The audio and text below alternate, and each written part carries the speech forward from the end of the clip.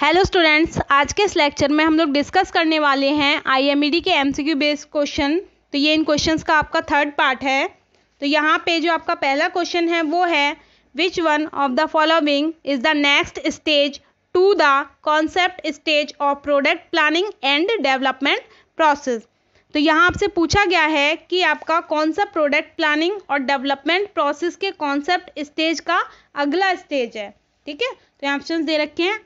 Option number A idea stage, B product planning stage, C product development stage या फिर D test marketing stage. तो यहाँ पे जो आपका करेक्ट आंसर है वो है आपका option number C product development stage. ठीक है, अगला क्वेश्चन है आपका यहाँ पे what is the process by which individual pursue opportunities without regard to resource they currently control. तो यहाँ पे आपसे पूछा गया है कि वो आपका कौन सा प्रोसेस होता है जिसके द्वारा एक व्यक्ति वर्तमान में उसके पास में कितने रिसोर्सेज अवेलेबल हैं उसकी परवाह किए बिना वो अपॉर्चुनिटीज का पीछा करता है। ठीक है, तो यहाँ पे ऑप्शंस दे रखे हैं। Option number A startup management, B entrepreneurship, C financial analysis या फिर डी फिजिबिलिटी प्लानिंग। तो यहाँ पे जो आपका करेक्ट आंसर है वो है आपका ऑप्शन नंबर बी एंटरप्रेन्योरशिप, क्योंकि आप ये बहुत अच्छे से जानते हैं एक एंटरप्रेन्योर ही होता है जो कि क्या करता है, उसके पास में कितने रिसोर्सेज हैं उसकी परवाह किए बिना वो क्या करता है, नई नई अपॉर्चुनिटीज़ को फाइंड आउट करता रहता है अपने बिजनेस को आगे बढ़ाने के लिए। ठीक, और इसी प्रोसेस को हम लोग क्या कहते हैं, एंटरप्रेन्योरशिप। क्वेश्चन नंबर 3 है time study is carried out to determine the time required to complete job by. तो यहाँ पे आपसे पूछा गया है कि आपको किसी भी जॉब को कंप्लीट करने के लिए रिक्वायर्ड समय या फिर रिक्वायर्ड टाइम डिटरमाइन किया जाता है, जिसे कि हम बोलते हैं टाइम स्टडी। तो वो किसे लेकर किया जाता है। यहाँ ऑप्शन दे रखे हैं। Option number A slow worker, B a fast worker, C an average worker या फिर डी एन अप्रेंटिस। तो यहाँ पे जो आपका टाइम का स्टडी किया जाता है वो हमेशा आपका एवरेज वर्कर्स को ध्यान में रखते हुए किया जाता है कि हमारे जो वर्कर हैं वो अपनी एवरेज स्पीड से अगर कोई काम करते हैं तो वो इतने टाइम में इस काम को कंप्लीट कर लेंगे। ठीक है, तो इसीलिए यहाँ पे जो आपका सी है वो आपका करेक्ट आंसर है, एवरेज वर्कर।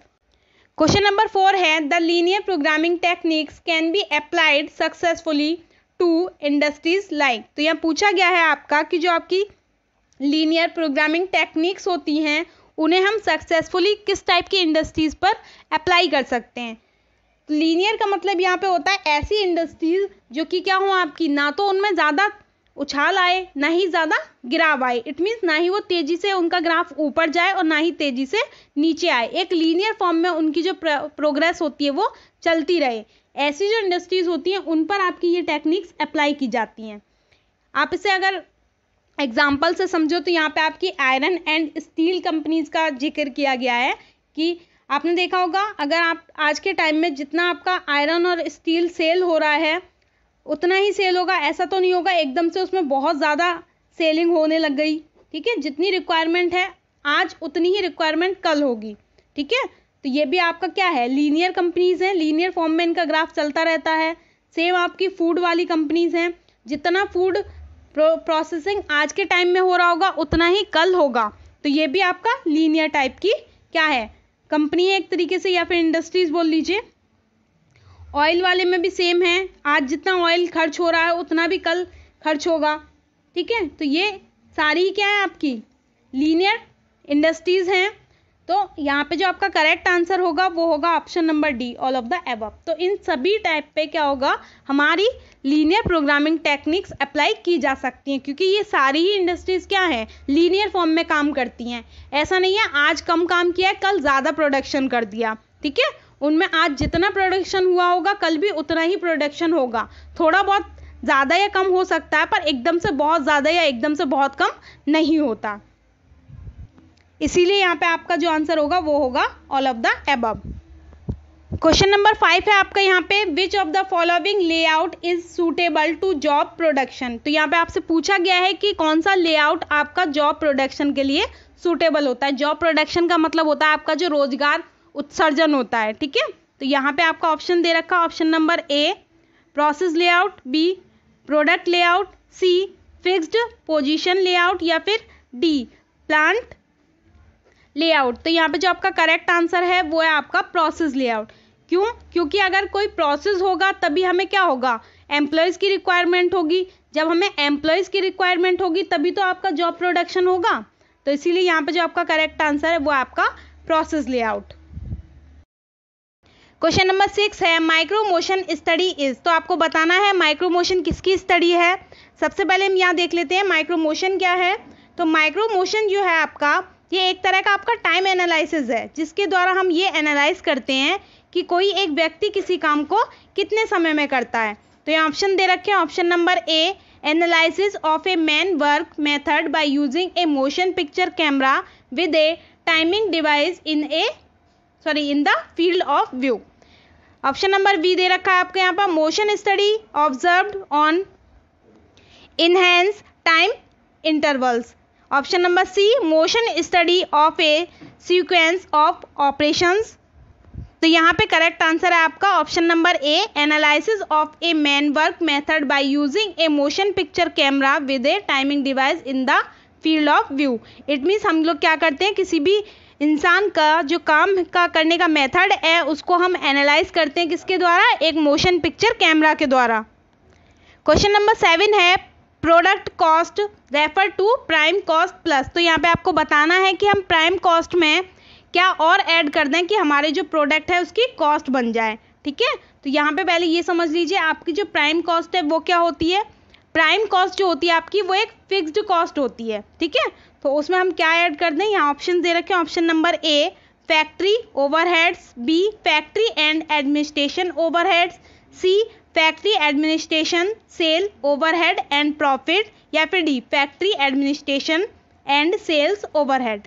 तो यहाँ पे ऑप्शन नंबर ए आपका करेक्ट आंसर है, फैक्ट्री ओवरहेड्स। अगर हम प्राइम कॉस्ट में अपना फैक्ट्री ओवरहेड को भी क्या कर देते हैं, प्लस कर देते हैं, तो हमारा जो होता है वो प्रोडक्ट कॉस्ट निकल आती है।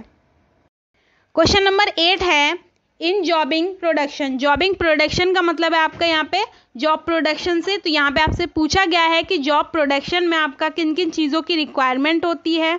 तो ऑप्शन नंबर ए है highly skilled worker are needed, B unit cost are higher, C operations are labour incentives, या फिर D all of the above. तो यहाँ पे अगर आप जॉब प्रोडक्शन कर रहे हैं तो वहाँ पर आपको स्किल्ड लेबर की भी ज़रूरत होगी, वहाँ पे आपको स्किल्ड वर्कर्स की नीड होगी, साथ ही साथ यूनिट की कॉस्ट जो होगी वो हाई हो जाएगी, और साथ ही साथ आपको जो वर्कर हैं उनको इंसेंटिव भी देना पड़ेगा। ठीक है, तो यहाँ पे आपका ऑप्शन होगा आपका ऑल ऑफ दीज।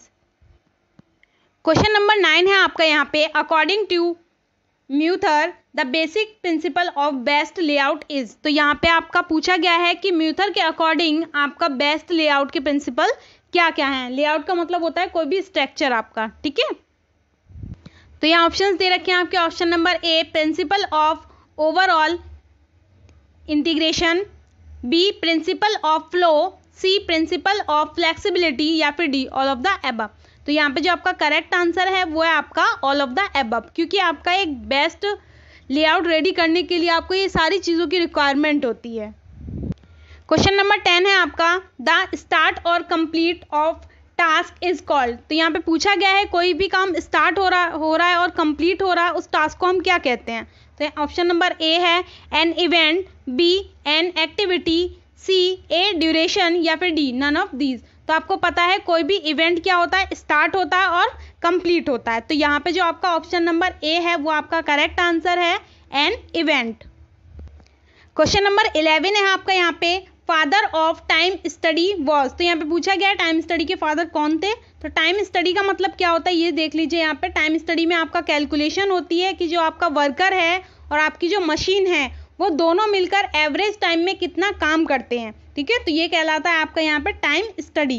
तो ये किसने इसको दिया था, इसके फादर कौन थे। यहाँ पे ऑप्शन दे रखे हैं आपके FW Taylor, B HL Gantt, C FB Gilbreth, D RM Warner. तो यहाँ पे जो करेक्ट आंसर है वो है आपका option number A FW Taylor.